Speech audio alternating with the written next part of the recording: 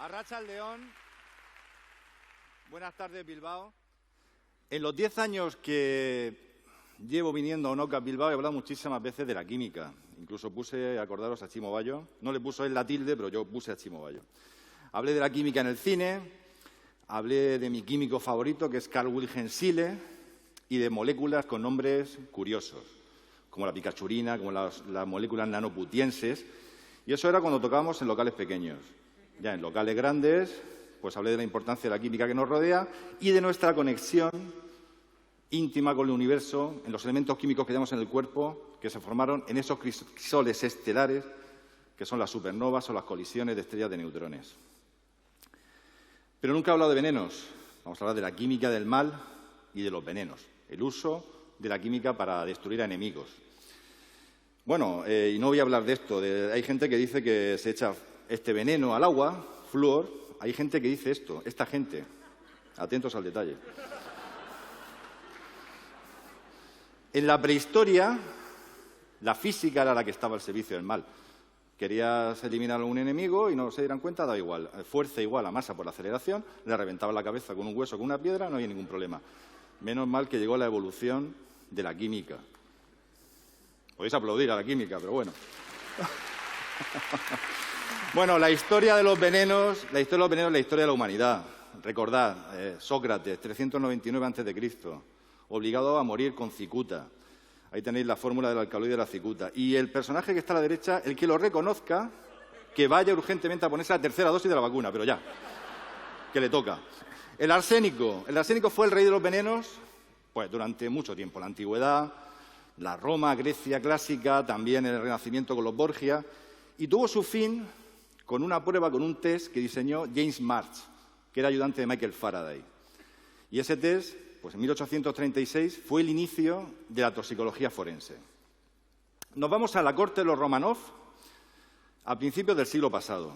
En esa corte del zar Nicolás II apareció un personaje súper intrigante que decía que era capaz de curar la enfermedad del Zarievich, que era el hijo pequeño de Nicolás II, Alexei. Tenía hemofilia. Entonces él decía pues, que era capaz de que él pensara fuerte, el Alexei, que pensara fuerte, que su enfermedad podía curarse si él quería.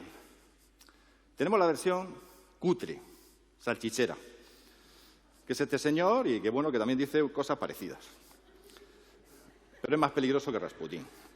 Bueno, pues Rasputín cayó mal, por ejemplo, al príncipe Yusupov y quiso envenenarlo. Lo invitó a su palacio y le puso en los pastelitos que él tenía de merienda, le puso cianuro potásico. Le llenó toda la merienda y el vino dulce con cianuro potásico. Llegó Rasputín, empezó a tomar la merienda.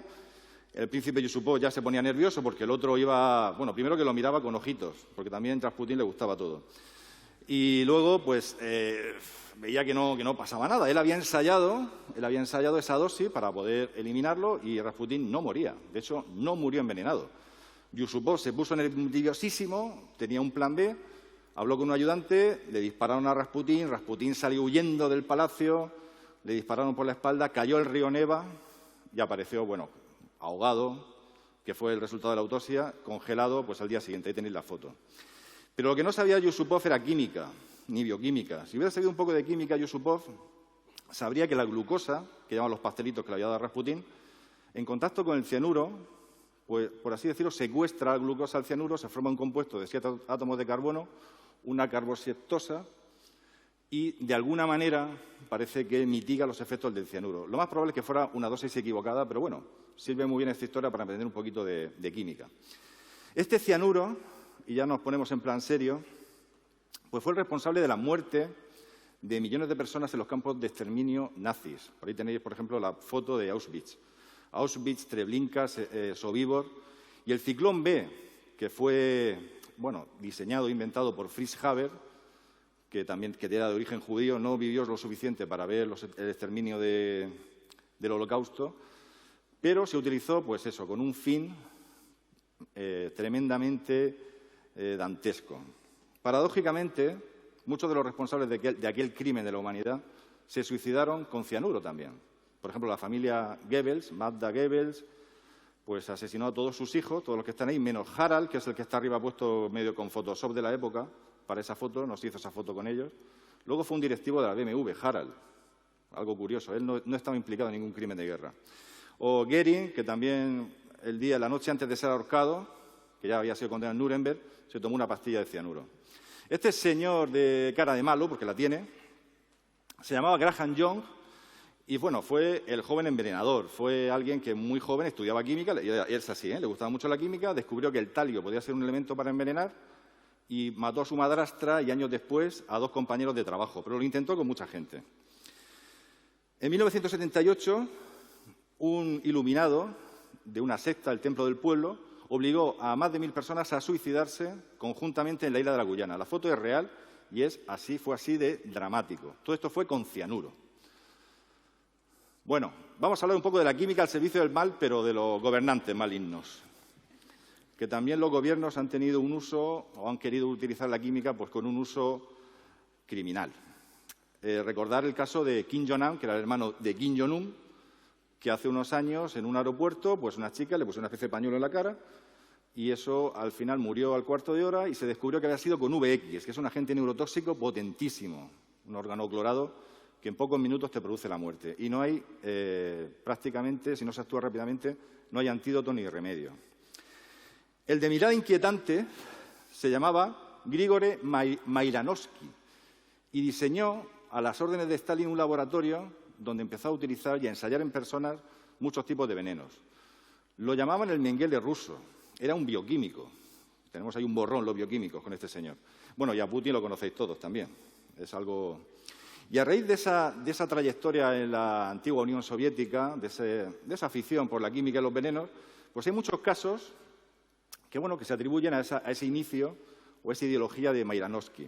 El caso de Georgy Markov, en 1978, paseaba por Londres por un puente, recibió un pinchazo en la pierna, le habían disparado con un paraguas, la foto es real, con una bala impregnada en ricina, ya un veneno más complejo porque es un veneno que en aquel momento no tenía antídoto.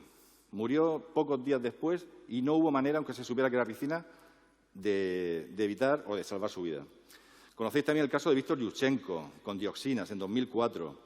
O más conocido, Alexander Litvinenko en 2006, que también en Londres es un ex-espía, igual que era un disidente búlgaro Markov, era un ex-espía de la KGB, Litvinenko, y lo envenenaron con polonio 210. Lo destruyó por dentro. Tardó un mes en morir y fue una muerte, si os dais cuenta, son muertes que se hacen para hacer el daño posible, es decir, no te voy a matar rápidamente, sino vas a sufrir bastante. Hubo una película donde los actores no se cortaban un poco, el director se cortó en dar un origen a quién fue el responsable del crimen. Yuri, de nombre impronunciable, un periodista que también murió envenenado, supuestamente por sus ideas en contra del gobierno ruso. Y este señor también, Vladimir Kara-Murza, un periodista también, estuvo a punto de morir hace poco, también posiblemente envenenado por sus ideas.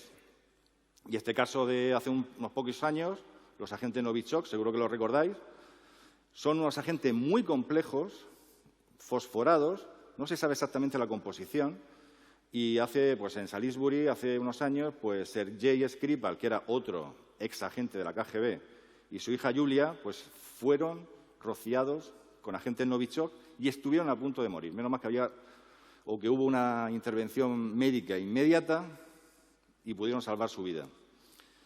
Hace un verano, el verano pasado, Navalny también, con agentes Novichok, seguro que lo recordáis, fue noticia en todos los medios de comunicación. Bueno, para ir terminando un poquito, química básica.